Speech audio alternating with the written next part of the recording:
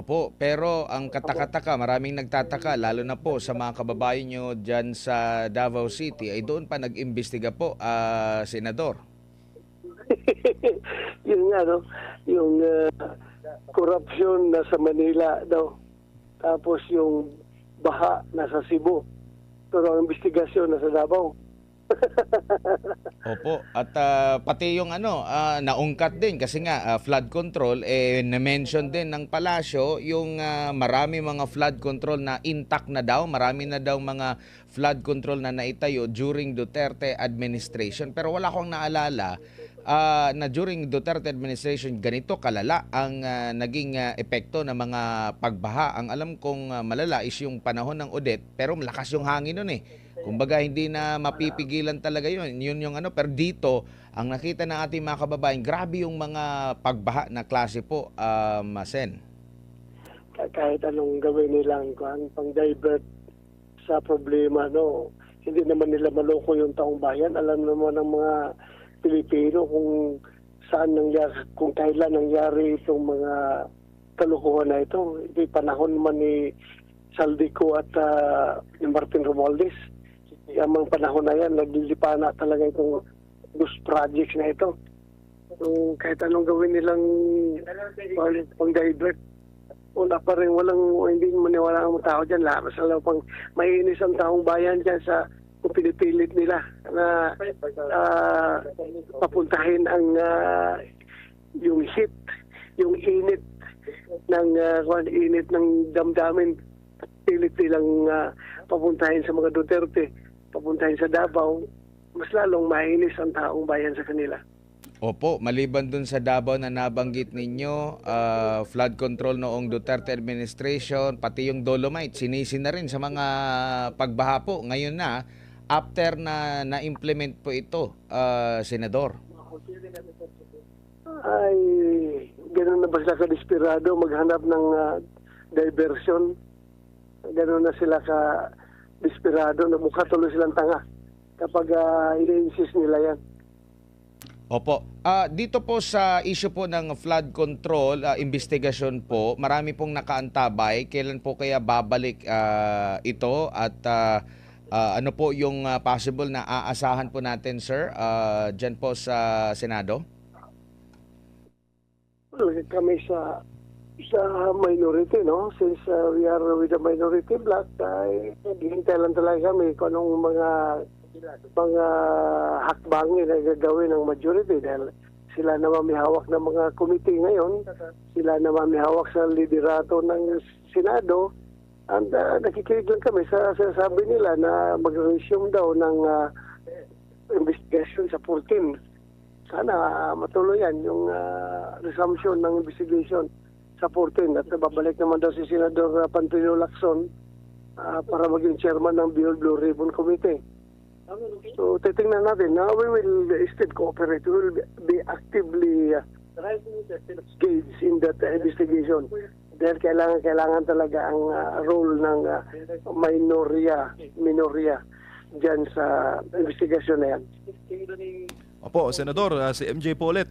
Sir, marami po kasing nahihiwagaan, no, dito sa inyo pong samahan sa mataas na kapulungan ng Kongreso. 24 po kayo, Senator Bato, at kayo po ay nasa minority ngayon. Dati po kayo majority nung iba po ang Senate President. Pero nagtatanong ang mga kababayan natin kung totoo ba talagang intact pa rin ang majority? Kasi alam mo naman, Sen, may sarili po na task force o ilulunsad na investigasyon ng ombudsman yata laban sa dalawang senador na nandoon sa majority, Senators Villar, Camille and Mark.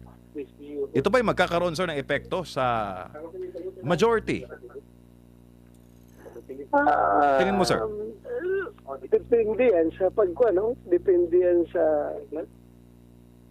yan how they treat that threat. Kung threat yan sa kanila, yung ginagawang investigation. If sila ay matakot, ay mananatili sila dyan sa mayorya. At least, kung mayorya ka, naka-align ka sa Malacanang, baka sakali, baka sakali may tulong siya sa sitwasyon mo. Pero kung ikaw ay magalit, ay alis ka talaga sa mayorya at pupunta ka sa minority. So kung sila ay pupunta sa minority, baka magiging majority na rin kami. Pero nakikita mo, Sen, yung volatility ng sitwasyon ngayon sa inyo dyan sa Senado. Yes, anytime anything can happen. Hindi po ganun ka-stable yung majority ng Senado. Hindi po gano'n sila ka-stable. Anytime, pwede may mangyari. Oh, yung namumuang partner Opo, May- Sen, kapansin-pansin yung mga nasa minority, sila po yung nagiging bida sa mga kaso po. Yun nga. Ewan ko kung coincidence yan or talagang pinagplanuhan. Hindi natin alam. Hindi ba yan perks? Package? Ha? sa pagiging minority, Sen, grabe naman yung package niya. Pero sir, itong nangyayari ngayon sa mga baha, matindi, marami na po, daan-daan na po ng casualty sa Bagyong Tino. Pag binuksan po ulit yung investigasyon sa flood control, makatarungan po ba ang Gutierrez pa rin ang topic at hindi itong mga resulta ng dilubyong dala ng Bagyong Tino, Senador? Well, kasi ang significance doon sa kay Gutierrez is that yung talagang nagdawit, no? Kasi noon hanggang Saldico lang ang tinutumbok. Ngayon, yung testimonya ni Gutierrez, yung talagang nagdadawit kay dating Speaker Martin Romualdez. So, hindi pwedeng ibaliwala yun. Dahil gusto mo kaya natin matumbok talaga yung mastermind. So, dapat very important na mapalo up yung testimonya ni Gutierrez. Opo. So, at saka yung maraming sinabi ang mga diskaya, no, na mga congressman. Mukhang enjoying yung mga congressman yun. Hindi na napapansin. Tahimik na sila. Samantalang ang focus ng atensyon nandun sa mga senador. Kami na nga nag-imbestiga, ang napupukusan pa sa investigasyon yung mga senador.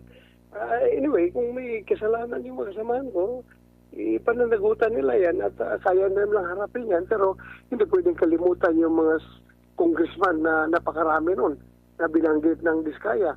Ang binanggit na niya 17. Mabuti kung 17 lang yan, baka mas marami pa.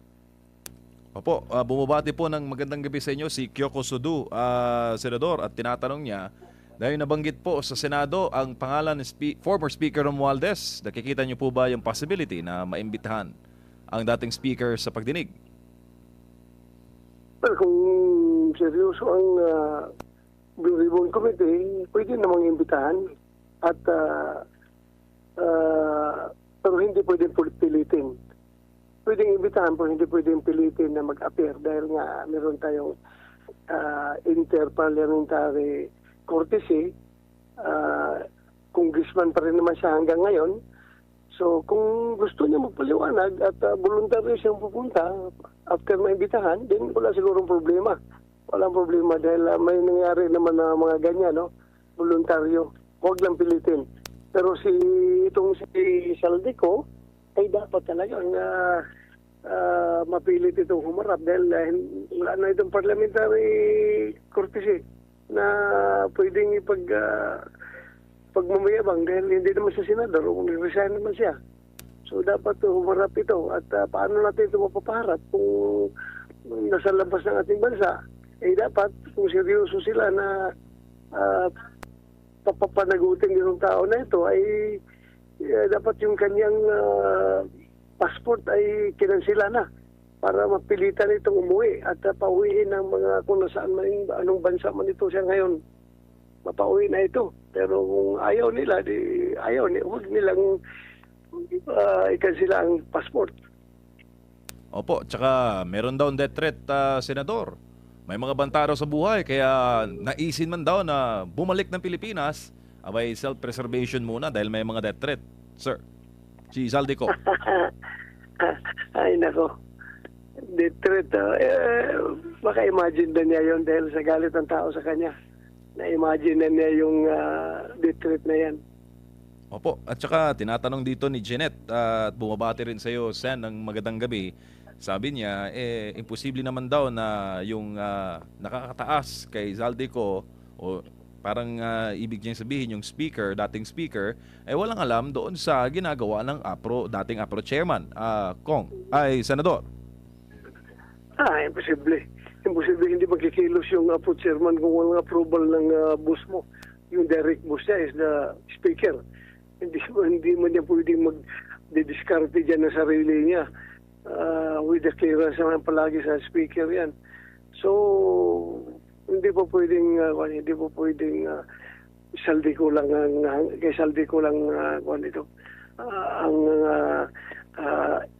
ang ending ng investigasyon. At saka yung sabi niya yung Detroit, no? Balikan natin yung Detroit na sabi niya.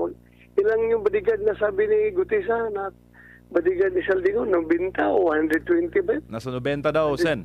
Nasa 90. Nasa 90. Takot ka ng Detroit, may 90 ka na security